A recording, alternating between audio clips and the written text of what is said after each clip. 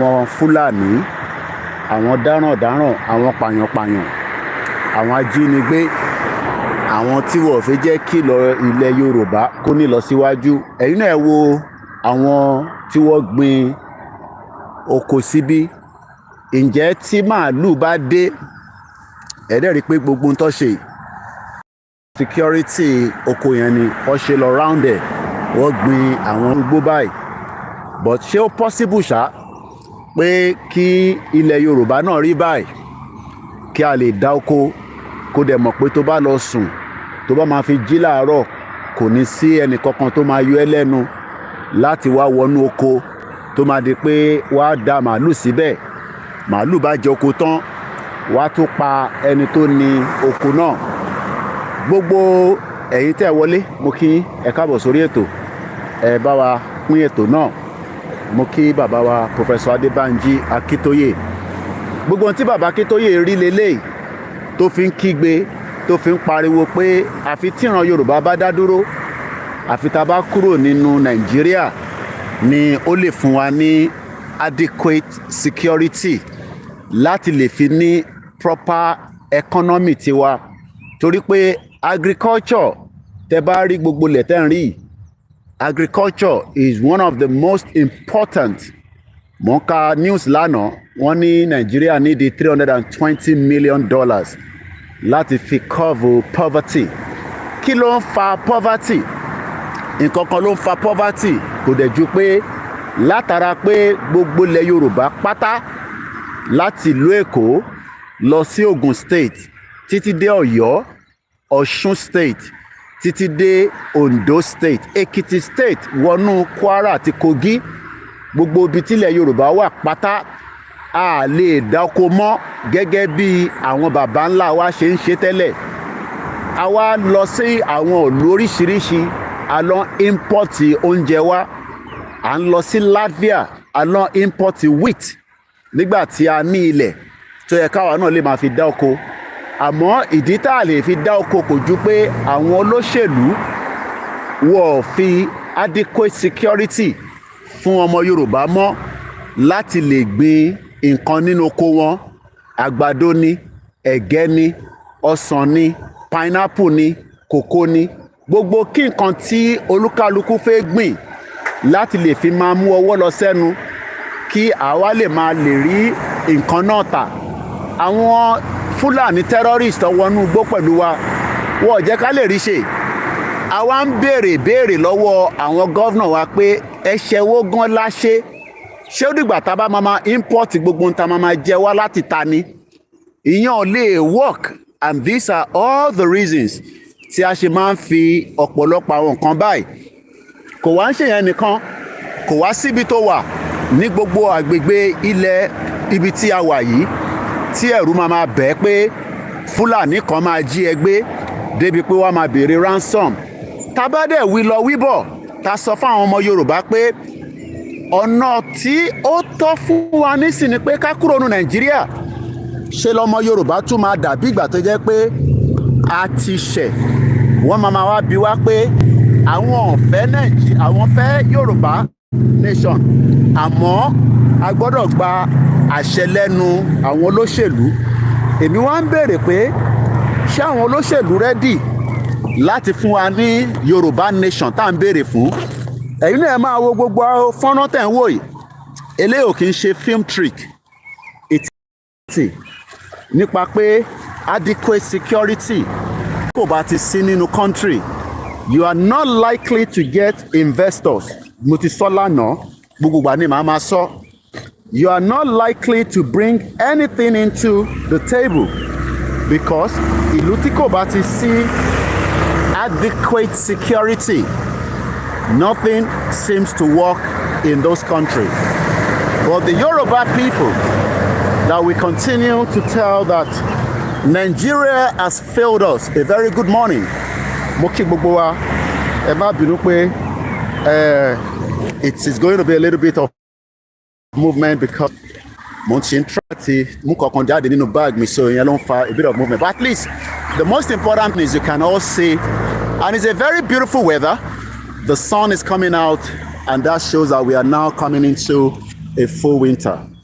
Sorry, summer rather. As I always say, àwa ni ká béèrè fún ẹ̀tọ́ wa, and that is why under the leadership of Professor Adebanji Akintoye, a non-violent movement called the Yoruba Nation, we continue to ask, what is our offense?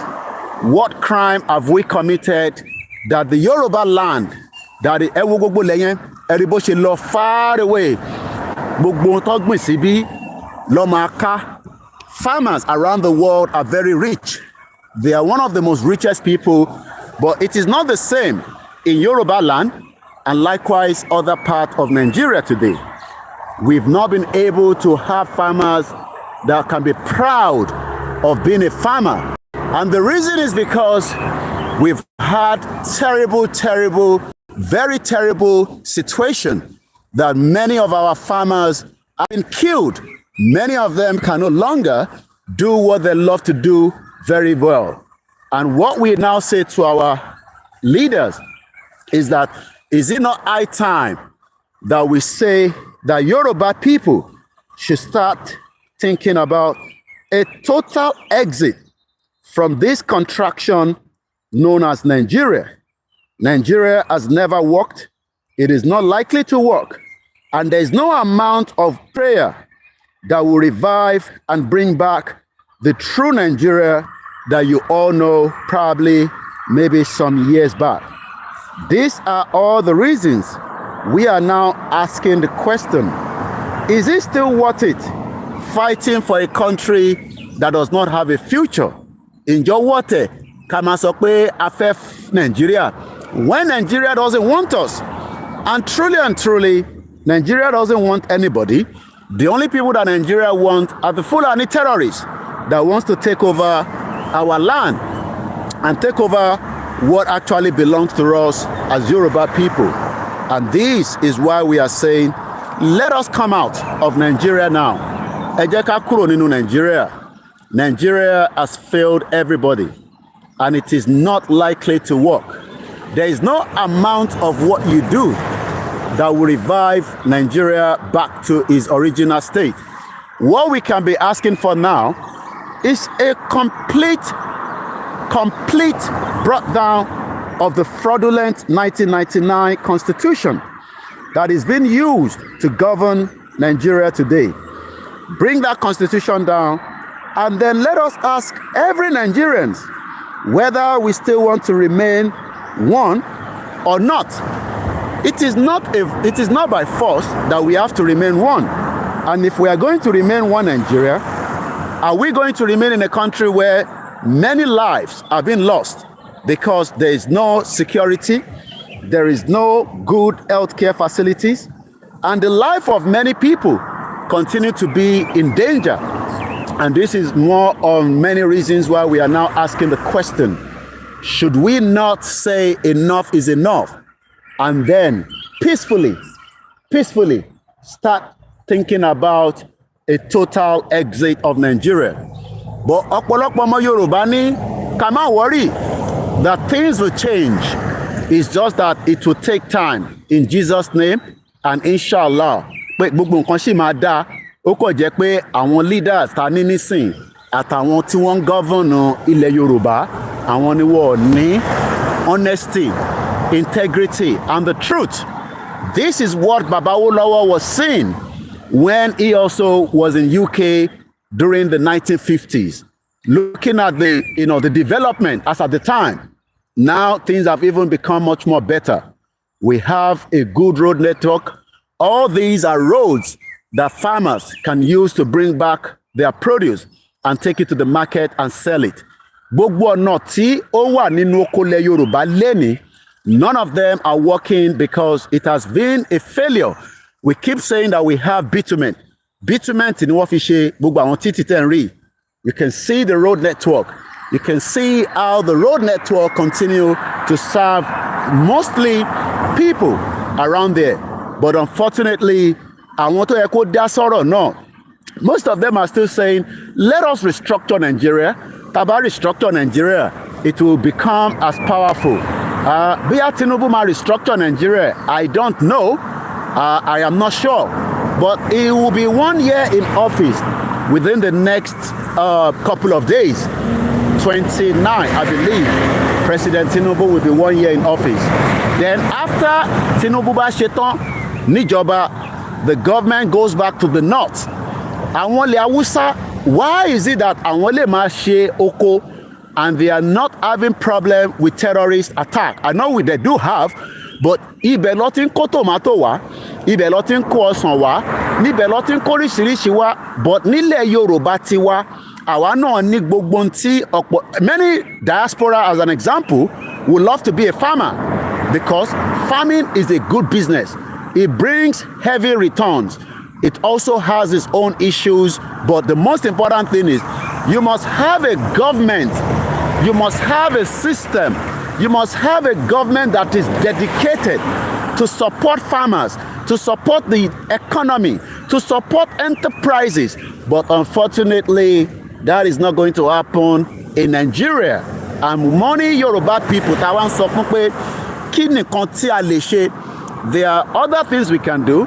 Ẹ jẹ́ ká béèrè fẹ́tọ́ wa. Ẹ̀tọ́ tá à ń béèrè fún yìí has nothing to do with a political party. None of the politicians or the political party has the will, has the desire, has what it takes to give you exactly what you want. But many people continue to live in denial. And this is one of the reasons why àwa wá sọ pé, okay, if this is not going to work, ṣe jẹ́ ká bring down this system that the British created for their own business enterprise. Àwọn ṣe business. You can see that the British farmers are making money, but the Yoruba farmers are not making money because Fulani terrorists continue to disturb them. A rí pé àwọn farmers tó wà ní Europe, they are doing very well. Why are they doing very well? It's because there is adequate security for the farmers as against no security for the Yoruba farmers and those in the southeast and the middle belt and almost every part of Nigeria. But tabawi lo tabawi bo, Yoruba people will say things will change. Kakoshe suru DSC.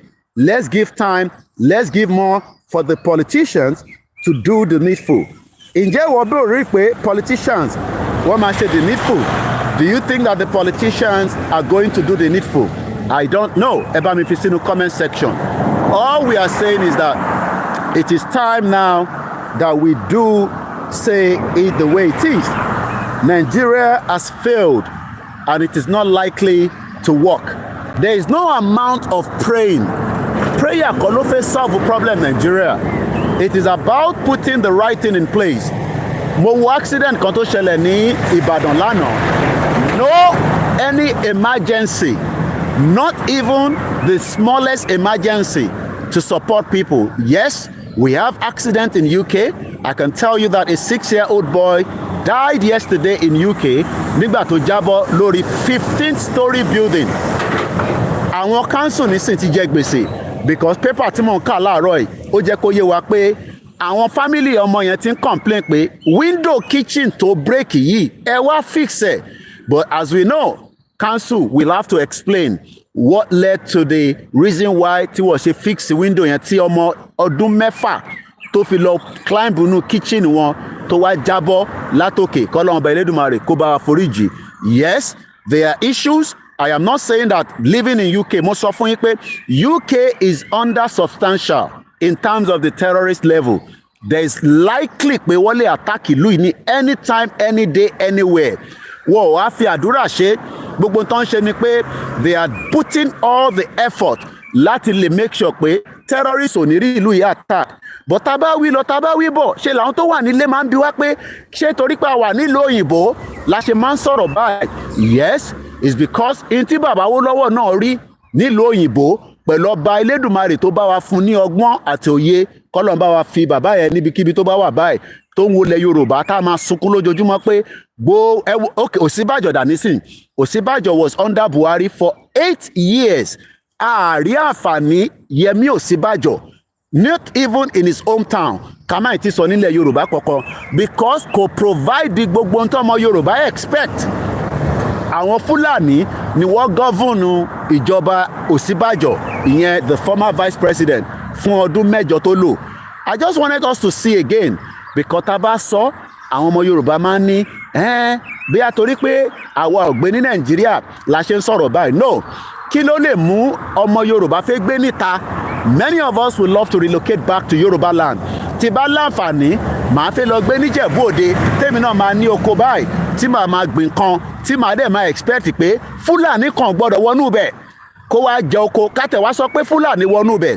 Can you report to the police? Iṣẹ́ òun ọlọ́pàá máa ṣe. Ọlọ́pàá ò rí kankan ṣe. Tó bá lọ report àwọn Fúlàní fún ọlọ́pàá, àwọn tó ń fẹ́ màálù yín ranches ló yẹ kẹ́ kọ́. You have a ranch. Gbogbo ìgbà láti fi ibi tí bá tún dé ipò míì nígbà míì níjọ́ míì tí bá débi tí wọ́n ti ń sin màálù mo ti fi wọ̀nyí so many times because I love going towards most of the rural areas so that màá lè ní fresh air and then other things that I do as well. But tá a bá sọ lọ sọ́bọ̀ ẹni tó wà nílé ní ká shut up. The dollar láàárọ̀ yìí mo sọ fún yín pé ó ti ń lọ sí 2000 ẹni kì í gbẹnu sọ̀n ẹni lágbára Jésù Kristi Ọlọ́run ní jẹ́ kí dọ́là kó wọ 2000. Why are you living in denial? Kí ni nǹkan tẹ́ ń produce tí ẹ fẹ́ fi make sure pé dọ́là ò ní lè. Mo kí gbogbo ẹni tẹ́ ń wọlé ẹ má bínú pé mo lè dárúkọ because of the time this morning and you know I'm always on the move. But lágbára Ọlọ́run a máa ṣe program ní weekend or bí a ti bá délé later. But for now, as you can tell, this is coming up to 7:30 láàárọ̀. Gbogbo èèyàn ló ti jáde olúkálukú ló ń lọ láti lè lọ survivor to the fittest. Ẹni tó fẹ́ lọ ṣiṣẹ́, ẹni tó fẹ́ lọ ṣe research, ẹni tó fẹ́ ṣe content báwa ṣe content ni mo wá ṣe fún yín láàárọ̀ yìí nísìn. Right? But in turn sọ ni pé ká shut up. Mo tún bí wálé nǹkan sí.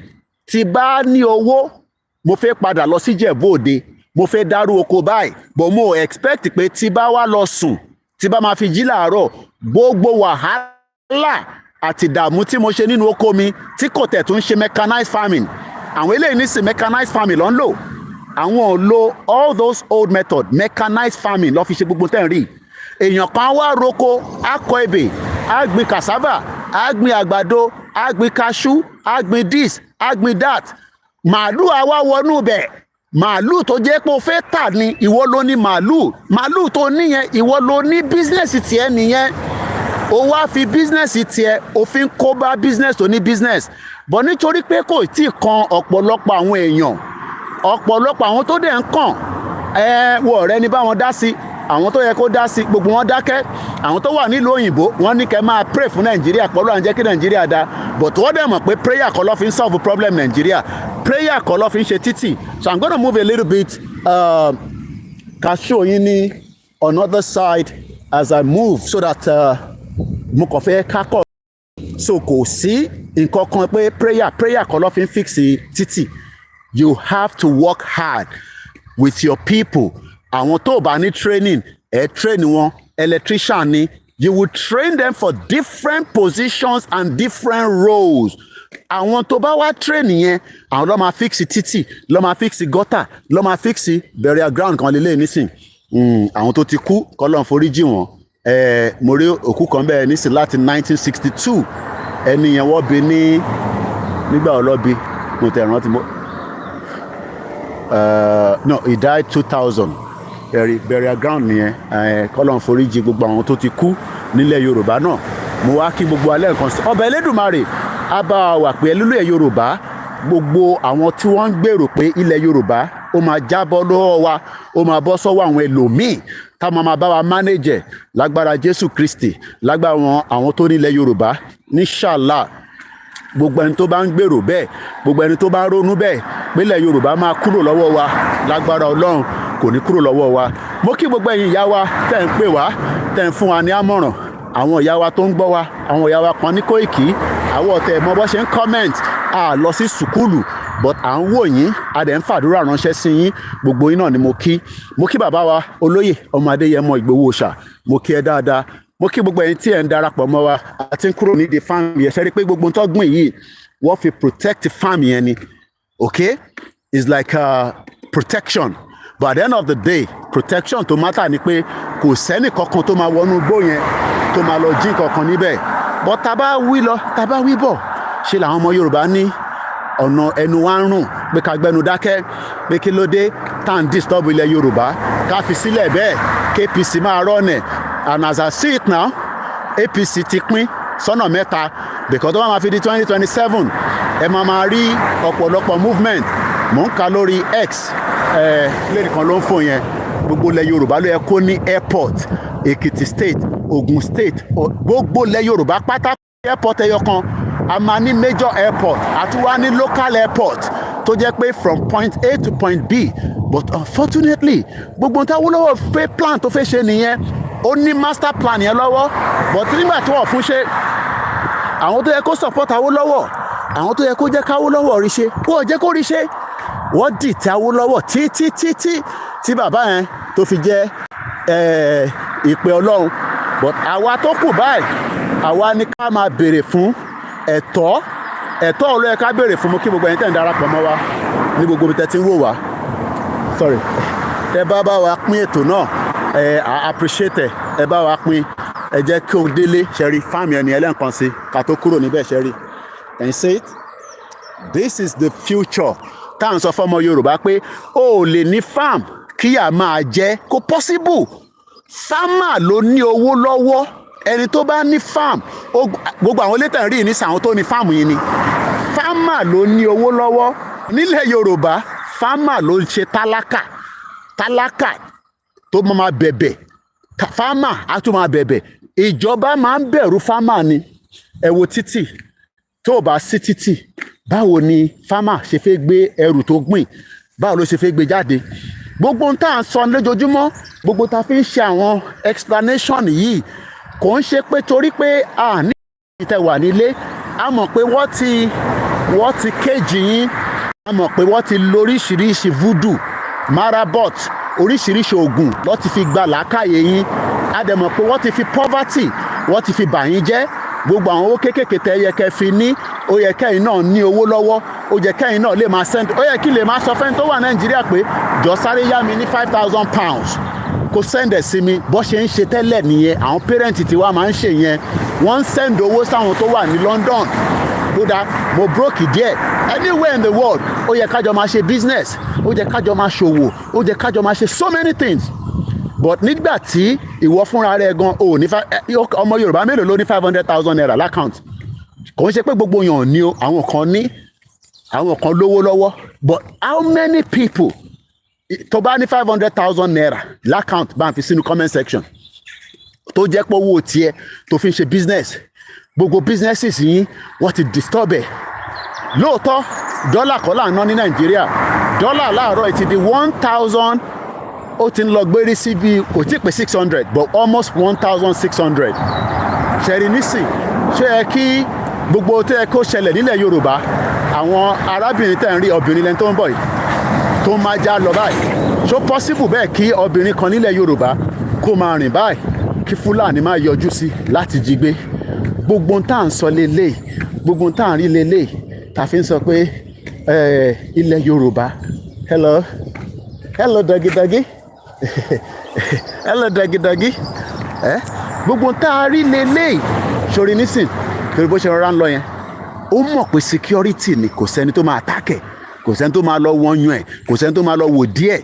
But nílẹ̀ Yorùbá lẹ́ni nísìn, èèyàn kan ní I don't even have 100,000, talk less of 500. Ẹ̀yin tó bá ní 500,000, if you have 500,000 naira in your bank account in Nigeria this morning, please help me to put it in there. And if you have up to 1 million that you are using to do business in Nigeria, some people have it, but look at Ilé Epo 2 weeks ago. Ó ti lọ pé ó máa fẹ́ pé 3 weeks nísìn. Ilé Epo market around Abúlé Ẹ̀gbá, we heard that people went there, not people, Fulani terrorists, burned down the whole market, not the whole market, but people lost up to 500 million naira. And all these, you keep asking yourself, ẹ̀ṣẹ̀ wo la ṣe? What is our crime?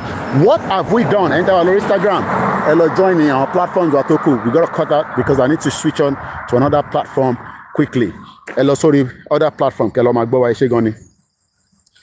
But when we say all the time, let us leave Nigeria, people are saying, no. We shouldn't leave Nigeria. We should try to fix Nigeria. And I'm asking, àwọn wo lẹ fẹ́ fix Nigeria fún? Who actually are you planning to fix Nigeria for? Because Nigeria cannot be fixed. We have many countries, all these, gbogbo wa pátápátá, ó ti di igbó onígbó, gbogbo tó yẹ kó jẹ́ tiwa, ó ti di tẹlòmíì. All these and many more is the reasons why we are saying no. This is not fair. This shouldn't be like this. Ọ̀nà kan ló yẹ ká gbà. Ọ̀nà wo ló yẹ ká gbà. Let us now move out of Nigeria and think about the better future. But ọ̀pọ̀lọpọ̀ wa ní no. Àwọn ò fẹ́ bẹ́ẹ̀. We want to remain Nigerians and we will remain so. And this is not working for anybody. And like I always say, is either we do the needful now or we will all regret it in the near future. And as we're going to be bringing the broadcast towards the end in a minute, because I always love to come and see, this beautiful part and then make my way back home and do some other things as well. Let me remind you, nobody is coming to help you. You must help yourself. You must be ready to help yourself. Don't expect. Many roads in Nigeria today are not motorable. You know why? Because it has failed. It has failed. How do you move goods from point A to B when you don't have a good road network? You must have a good road network to be able to move goods from the farm to where you want to produce, to the factory, to the company. But unfortunately, many Yoruba people keep telling us that that is not what we want. What we want is we want a Nigeria that can work, where we can use the Nigerian passport to travel to wherever we want. But everybody knows that that is definitely not going to happen. So, let me say, I'm a fee motorway and you will see the beauty and the network. I cannot mention all your names because it's a very, very short broadcast, and we are trying just to give you as much of what I can tell before we end the broadcast this morning. This is my own little content, and as you can see, it brings us right now back to the motorway, the beautiful motorway. As you can tell, with a lot of movement. It is not prayer, it is hard work. It is all about the hard work. It is all about the connectivity. But until we say to ourselves the truth, and nothing but the truth, that Nigeria failed everybody for 63 years. We could not connect our people. Our family tó ń ṣe church ní London, ní UK. Our family tó ń ṣe mọ́ṣáláṣí, tó máa ń travel káàkiri, tó máa ń lọ ṣe dáwà, tó ń lọ ṣe services. Wọ́n fi prayer fi ṣe o. Yes, you have to pray before you embark on the road. But you expect the government to fix the road. You expect the government to put the road in a place where everybody can drive. Yes, there's always accident. Mo wo paper. No, mo wo Twitter láàárọ̀, which is X. There was a fatal accident in America where a truck, truck yẹn padà jábọ́ sínú omi or rescue. But it was because a driver was driving stupidly. And we do have them as well, especially àwọn ọmọ kéékèèké, àbáwọn tó bá fẹ́ test àwọn mọ́tò wọn. Gbogbo ọmọ Yorùbá, mo tún sọ fún wa lẹ́ẹ̀kan sí, a ti fi farm wọn wá. Gbogbo àwọn bíi gbótẹ̀ǹrì farm ló wà ní gbogbo ẹ̀yìn ẹ̀. Tó bá wà ní abroad, ló máa appreciate iṣẹ́ Olódùmarè, ló máa appreciate iṣẹ́ Ọlọ́run pé n tí ilẹ̀ Yorùbá ń dúró dè lélẹ́yìí kí a lè máa tajà UPS ló ń lọ yẹn.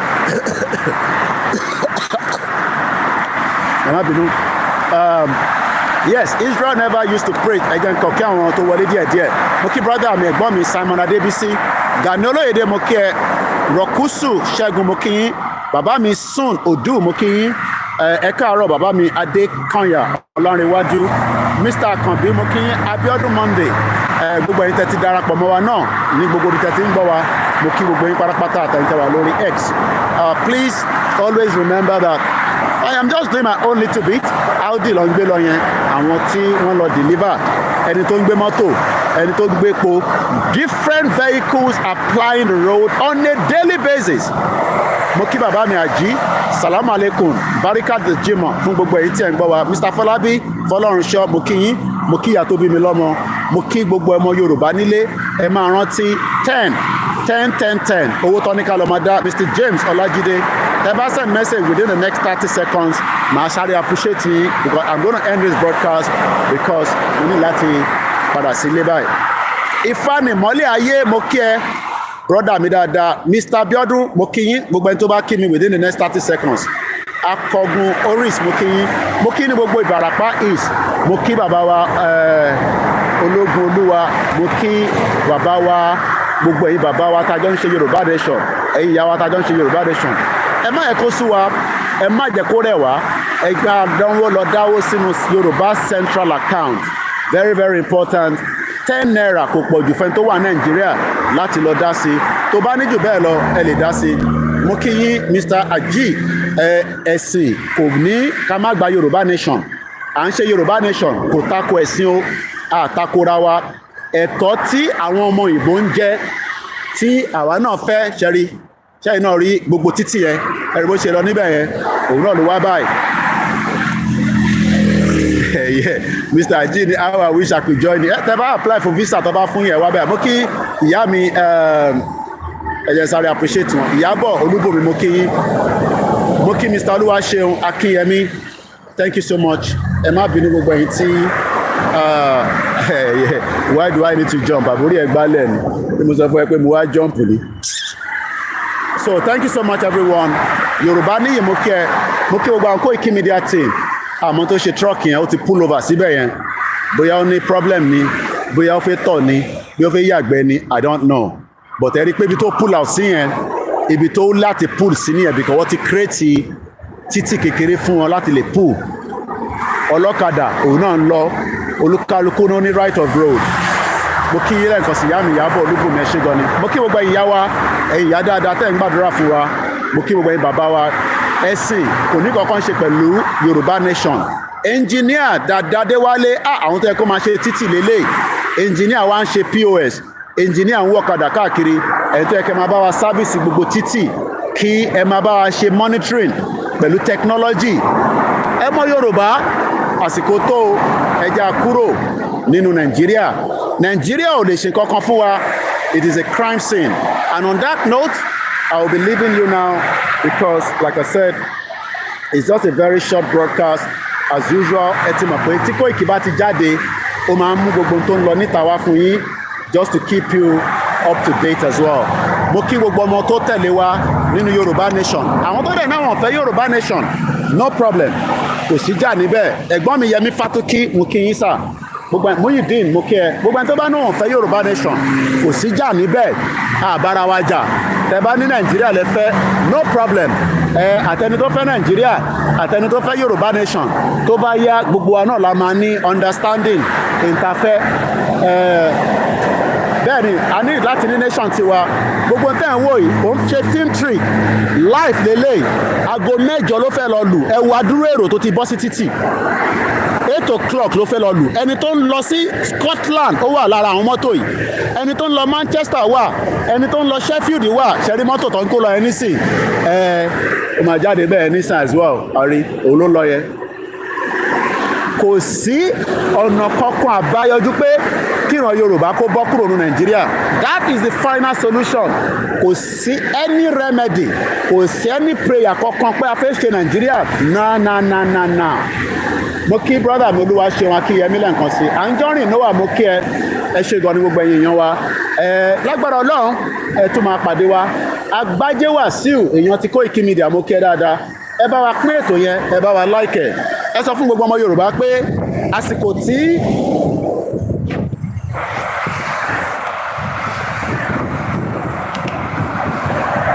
àsìkò tí à ń béèrè fẹ́tọ̀ wa yìí àbẹ́sì kankan jà o Yorùbá nation bá mọ mùsùlùmí jà Yorùbá nation kò bá ọmọ Kristẹni jà Yorùbá nation kò bá àwọn oníṣẹ̀ṣe jà o Yorùbá nation ṣe political party Yorùbá nation ẹyọkan ló wà lábẹ́ bàbá wa Professor Adébánjí Akíntóyè lábẹ́ bàbá wa Ọ̀túnba Adémọ́lá lábẹ́ bàbá wa Olóyè Ọmọ Adéyẹmọ Ìgbòho Òòṣà lábẹ́ ìlànà àti YSDM.